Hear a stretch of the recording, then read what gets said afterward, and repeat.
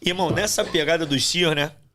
Eles vieram lá e desembarcaram lá no Toneleiro. Pô, eu falei, cara, eu não entendi nada. Eu falei, pô, os americanos aqui, né, cara? Mas não era qualquer americano, mano. Era a tropa de elite top deles, que é o SEAL, mano. E lá, né, começamos a fazer o intercâmbio, né?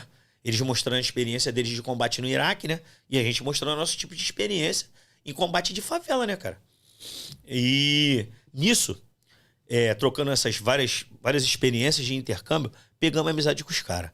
Praticamente 70% dos SEAL, né, ou eles são sul-americanos ou são da América Central. Extremamente qualificado mesmo. O cara explicava pra gente que a guerra dele era uma guerra injusta.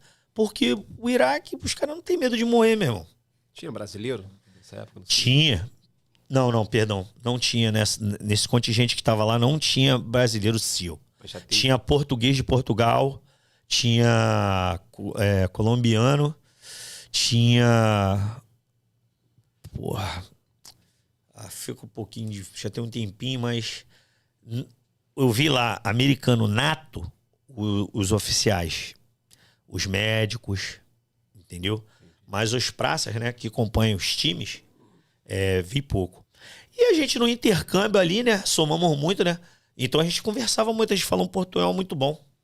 Foi perguntado pra mim por que eu não ia nos Estados Unidos fazer o estágio com eles. Mandou pra tu? Mandou pra mim. O nome era Subtenente Angel, o nome do cara. Aí eu falei com ele assim, eu até vou, cara, mas tem que ser nominal. Se não for nominal, irmão, felizmente vai alguém pegar esse dólar lá, mas não vai ser eu. E aí ele me falou uma coisa... Mas aí ele me falou uma coisa interessante. Então você vai ter a primeira lição de como um país que vai pra guerra age. Aí pegou meu nome tudo lá, completo, pegou o nome dos outros colegas e passou um tempo.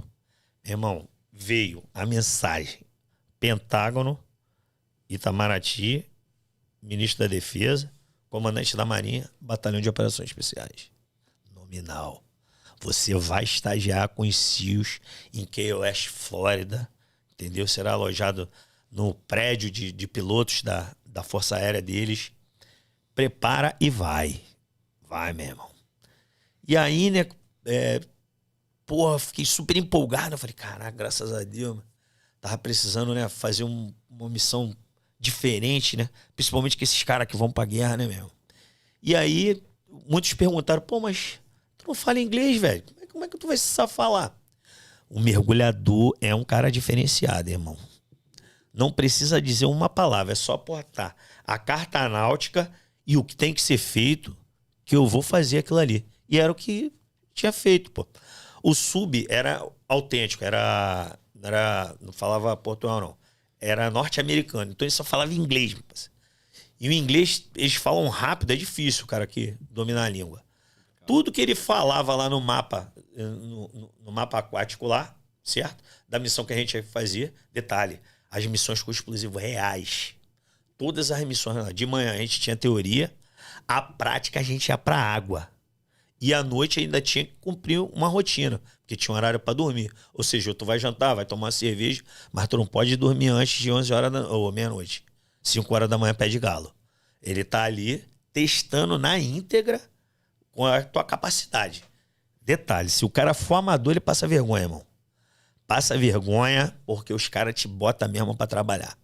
E eu tinha uma curiosidade aí, Vinícius, que eu vi o sub, né, ele dando aula pra gente, eu via que a perna dele era toda queimada, né? Faltando uns pedaços, né, cara? E eu ficava curioso pra saber que porra que foi aquela ali, né? E aí eu comentei com o Andrew fala inglês fluente. Aí perguntou pra ele. Ele foi, contou a história. A história era o seguinte. Teve 3 equipes SEALs que foram fazer um ataque num porto. Não sabemos qual é o porto. Não sabemos qual é o país. Mas o ataque foi feito. Então, quando você mergulha de circuito fechado,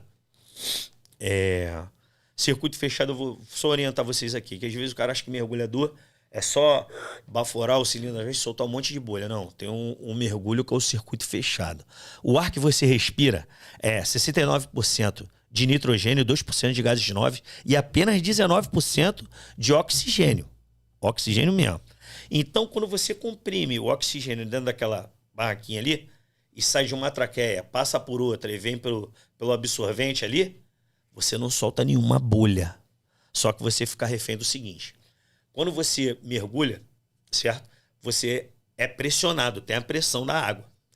Então, quem mergulha de circuito fechado não pode passar de 7 metros de profundidade. Ou ele está sempre a 4 metros, que é uma profundidade confortável para ele navegar. Outra coisa, embaixo da água você vira um tubarão, literalmente. Ninguém te vê, não é detectável pelo radar, nada. Você vira um submarino, literalmente. Então você sempre mergulha em dupla. Um cuida da profundidade, da sequência de profundidade, aqui com a bússola, e o outro se preocupa com a rota. Então, de acordo com a batida de perna, você vai saber quantos metros você deslocou embaixo d'água. Por bem, os caras todo mundo está sintonizado agora. Sim. A equipe SEAL foi para essa missão. E aí, o que o inimigo fez, né? Ele não fala qual é o país, né? Ele falou que o inimigo jogou várias linhas de pescar com anzóis, com garatéias, né? Ao longo do porto. Todas as linhas estavam conectadas a explosivo subaquático. Então, eu fico invisível para o inimigo, mas o inimigo me armadilhou. Então, quando ele entrou, que agarrou aquele anzol, acionou as explosões. Conclusão. Lá nós temos um azimuth de fuga. Exemplo, nós temos um azimuth para atacar e um para retrair. Então, ele voltou no contra-azimuth para retrair. E nós, mergulhadores, mergulhamos sempre em dupla. Correto? E na dupla de mergulhador, tu sente o peso do colega. E sentiu que o colega estava muito, muito leve, cara. E aí, quando ele chegou na base de resgate, tinha o colega transversalmente segurando aqui a linha de vida. Caraca. Ele tinha sido explodido no meio. E ele ficou. Só ele sobreviveu dessa equipe. O restante tudo foi pro barro. Isso aí deve ter sido em Cuba, rapaz. Bom, essa engenharia aí caseira. Mas funcionou.